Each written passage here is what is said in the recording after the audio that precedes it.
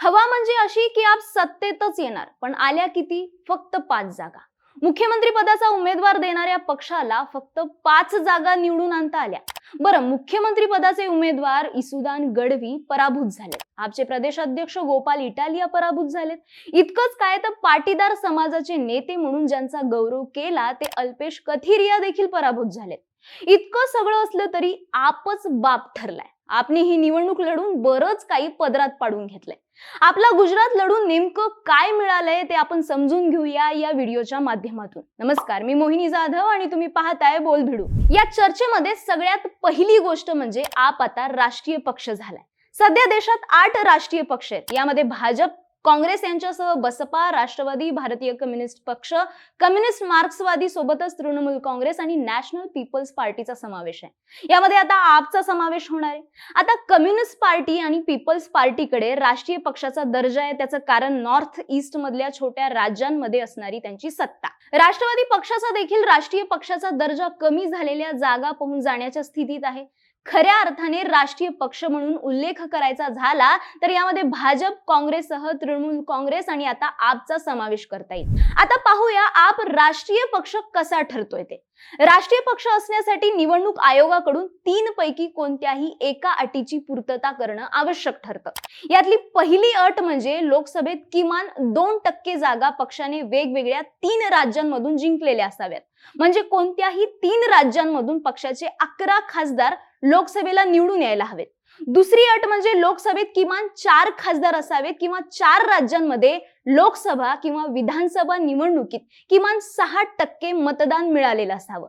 आणि तिसरी अट म्हणजे किमान 4 राज्यात संबंधित पक्षाला राज्य पक्षाचा दर्जा असावा. या तिन्हींपैकी संबंधित पक्षाने कोणतीही एक अट पूर्ण केली तर त्याला राष्ट्रीय पक्षाचा दर्जा मिळू शकतो. किमान 4 राज्यांमध्ये किमान 6% मतदान झाल्याची अट आप गुजरातमुळे पूर्ण करत आहे. मागील 5 राज्यांच्या निवडणुकीत गोव्यात आपने 6.77%, पंजाबमध्ये 42.01%, दिल्लीत 53.57% मतं मिळवली होती. गुजरातमध्ये एकूण 40 लाख मतदानासकट आपने 13% मतं घेतली आहेत. शिवाय पंजाब, दिल्ली, गोवा या राज्यांमध्ये आपला प्रादेशिक पक्षाचा दर्जा मिळालेला आहे. गुजरातमध्ये किमान 8% मतदान मिळाल्यास आपला गुजरातमध्ये देखील प्रादेशिक पक्षाचा दर्जा मिळणार होता, जो 13% मतदान घेऊन आपने पूर्ण केलाय. आता आप पक्ष राष्ट्रीय पक्ष झालेला आहे. आता फक्त राष्ट्रीय पक्षाचा दर्जा मिळाला म्हणून आप बाप ठरतोय का? तर राष्ट्रीय पक्षाचा दर्जा मिळाल्याने आपला मिळालेल्या संधींवर एक नजर टाकूया. आप आता संपूर्ण देशात आपल्या झाडू या चिन्हावर उमेदवार उभा करू शकतो. राष्ट्रीय पक्ष झाल्यामुळे उमेदवारी अर्ज भरताना उमेदवाराला फक्त एका अनुमोदकाची गरज लागते. शिवाय 40 जणांची स्टार प्रचारक म्हणून आप नियुक्ती करू शकतं, ज्यांचा खर्च निवडणूक आयोग निवडणूक खर्चात मोजत नाही. आणि या सोबतच सरकारी माध्यम जसं की दूरदर्शनवरती प्रचार करण्याची संधी देखील आपल्याला मिळणार आहे. आप बाप ठरला आहे हे सांगण्याचं दुसरं कारण म्हणजे आपने खऱ्या अर्थाने पॅन इंडिया राजकारण करण्याची क्षमता असल्याचं दाखवून दिलंय. आधी पॅन इंडिया राजकारण म्हणजे काय ते क्लिअर करूया. पॅन या शब्दाचा फुल फॉर्म आहे प्रेझेन्स अक्रॉस नेशन, PAN. मराठीत संपूर्ण राष्ट्रात उपस्थिती. असा पक्ष ज्याचा प्रेझेन्स अख्ख्या भारतात आहे त्याला पॅन इंडिया पक्ष म्हणतात. आप पक्षाकडे बघितलं तर गेली कित्येक वर्ष तो प्रादेशिक पक्ष होता. सुरुवात दिल्लीपासून, मग पंजाबमध्ये सत्ता स्थापन केली, आता गुजरातमध्ये काही जागा मिळवल्यात. थोडक्यात आप स्टेप बाय स्टेप विस्तारत चाललंय. बरं, मग दिल्ली सोडून इतर राज्यांवर सत्ता मिळवली म्हणून लगेच आपला पॅन इंडिया पक्ष म्हणून मान्यता मिळते का? तर नाही. पॅन इंडिया पक्षात सामील होण्यासाठी तुमच्याकडे असे ठोस मुद्दे असणं गरजेचं असतं ज्याचा सगळ्या देशातील जनतेसाठी सारखाच फायदा होईल. मग आपकडे पॅन इंडिया राजकारणाचे कोणते मुद्दे आहेत ते पाहूया. तर आरोग्य आणि शिक्षण. आजची स्थिती बघितली तर या दोन्ही मुद्द्यांवरती आप यशस्वी होताना दिसत आहे. आरोग्य सेक्टर बद्दल सांगायचं झालं तर दिल्लीमध्ये आपचं मोहल्ला क्लिनिक हे मॉडेल देशातच नाही तर आंतरराष्ट्रीय प्रसार माध्यमांमध्ये गाजलंय. शिक्षण क्षेत्राचं पाहायचं तर दिल्लीत 12वी पर्यंतचं शिक्षण मोफत देणं, सरकारी शाळांची संख्या वाढवणं, जुन्या दुरावस्थेत असलेल्या सरकारी शाळांची दुरुस्ती करणं, शिक्षण धोरणात मॅनेजमेंट कोटा रद्द करणं, प्रत्येक वर्गात CCTV लावणं ज्याचं फीड थेट पालकांना पाठवणं, पालक शिक्षकांनी कनेक्ट असावं म्हणून कमिटी स्थापन करणं, सरकारी शाळांमधल्या शिक्षकांना विशेष ट्रेनिंग देण्यासाठी केम्ब्रिज, सिंगापूरला पाठवणं, इतकंच नाही तर 2022-23च्या बजेटमध्ये शिक्षण क्षेत्रासाठी एकूण बजेटपैकी 23.5% तरतूद करणं, अशा अनेक गोष्टींचा समावेश असलेल्या या आपच्या शैक्षणिक धोरणाचं न्यूयॉर्क टाइम्स मध्ये सुद्धा कौतुक करण्यात आलं होतं. राजकीय विश्लेषक कायमच आपवरती शहरी पक्ष असल्याचा शिक्का मारायचे, पण हा शिक्का मिटवून आप पक्षाने पंजाबमध्ये सत्ता मिळवली ती याच धोरणांमुळे. शिक्षण आणि आरोग्य या दोन्ही मॉडेल्सच्या आधारे आपचं राजकारण हे फक्त दिल्ली आणि पंजाब पुरतं मर्यादित नसून संपूर्ण देशासाठी व्यापक होत आहे हे आप दाखवून देत आहे. कसं तर दिल्ली आणि पंजाबची निवडणूक लढवताना आप एका ठराविक भौगोलिक भागापुरतं राजकारण करत होता, पण ज्या वेळेला आप गुजरात मार्गे दक्षिणेत येतो तेव्हा शेतकऱ्यांचे प्रश्न, वीज कपात, मोफत वीज असे मुद्दे समोर केले आणि याचाच परिणाम म्हणजे आपने गुजरातच्या ग्रामीण भागातून 14.6% आणि शहरी भागातून 9.6% मतं घेतली आहेत. आप बाप ठरल्याचं तिसरं कारण म्हणजे आपने सॉफ्ट हिंदुत्व आणि इकॉनॉमिकल पॉलिसीची घातलेली यशस्वी सांगड. 2014 आणि 2019 दरम्यान आप भाजपच्या आक्रमक हिंदुत्वाच्या राजकारणाला विरोध करत होता, पण हिंदुत्वाच्या मुद्द्यावरच भाजपने 2019 मध्ये मैदान मारलं. हिंदुत्वाचा मुद्दा निवडणुकांच्या राजकारणात जास्त काळ टिकणार नाही असं वाटणाऱ्या आपने पुढची 10 वर्ष तरी हिंदुत्वाचा मुद्दा सेंटर स्टेजला असणार हे नेमकं हेरलं आणि 2019 नंतर आपल्या धोरणांमध्ये हिंदुत्व आणायला सुरुवात केली. 2020च्या दिल्ली विधानसभा निवडणुकीच्या 3 दिवस आधी जेव्हा मोदी सरकारने अयोध्येत राम मंदिराच्या उभारणीसाठी ट्रस्ट स्थापन करण्याची घोषणा केली तेव्हा केजरीवाल यांनी नेक काम में देरी कैसी म्हणत या निर्णयाचं समर्थन केलं होतं. इतकंच नाही तर 2020 मध्ये गुजरातमधील अक्षरधाम मंदिराची प्रतिकृती आणि 2021 मध्ये अयोध्या मंदिराचा भव्य सेट दिल्लीत उभा करणं, उत्तर प्रदेशच्या निवडणुकीच्या प्रचारासाठी तिरंगा यात्रा काढणं आणि या यात्रेचं डेस्टिनेशन अयोध्या ठेवणं, उत्तराखंडमध्ये भोले का फौजीला मुख्यमंत्री करू आणि राज्याला हिंदूंची स्पिरिच्युअल कॅपिटल करू अशी आश्वासन देणं, गुजरातच्या प्रचाराची सुरुवात देखील श्रीकृष्ण मंदिराला भेट देऊन करणं, हिंदुत्वाचा स्वीकार केल्यानंतर अल्पसंख्याकांच्या प्रश्नावरती बोलणं बंद करणं, CAA NRCच्या आंदोलनात महत्वाची भूमिका स्पष्ट न करणं, दिल्ली दंग्यातही कोणतीही भूमिका न घेणं, देशभर मॉब लिंचिंग, बीफ बॅन यावरून वातावरण तापलं होतं त्यातही आपने आपला स्टँड क्लिअर न करणं,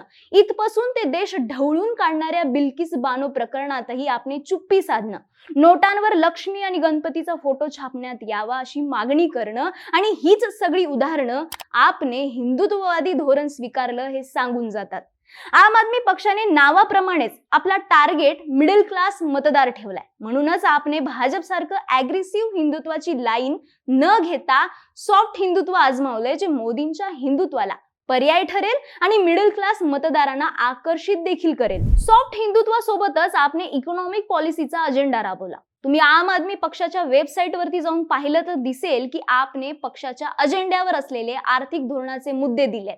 त्यात महागाई रोखण्यासाठीच्या उपाययोजना करू, शिक्षणामध्ये डोनेशन बंद करू, हॉस्पिटल्सची संख्या वाढवू, कंत्राटी नोकऱ्यांऐवजी कायम नोकऱ्या देऊ, व्यापारात अनुकूल धोरण राबवू, उद्योग क्षेत्रात सर्व पायाभूत सुविधा पुरवू, त्यासाठीच्या स्टार्टअप पॉलिसीज, वित्तीय तूट, परकीय गुंतवणूक, चलनवाढ, वाढती महागाई, चालू खात्यांवरील तूट, रोजगार निर्मिती अशा सगळ्या आर्थिक धोरणांकडे आपने भर दिल्याचं दिसतंय.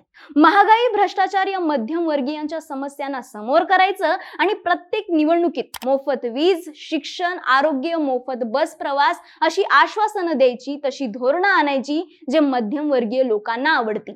म्हणूनच दिल्ली पंजाबमध्ये मोफत वीज मिळत असेल तर गुजरातमध्येही 24 तास वीज मिळेल, वीज पुरवठा खंडित होणार नाही अशी आश्वासनं अरविंद केजरीवाल यांनी गुजरात निवडणुकीच्या प्रचारादरम्यान दिली होती. त्यांच्याकडची आर्थिक, शैक्षणिक आणि आरोग्यविषयक धोरणं हा केजरीवालांचा प्लस पॉइंट म्हणून क्लिअर होतो. आता बाप ठरल्याचं चौथं कारण पाहूया. हे कारण आहे काँग्रेसला रिप्लेस करण्याची क्षमता.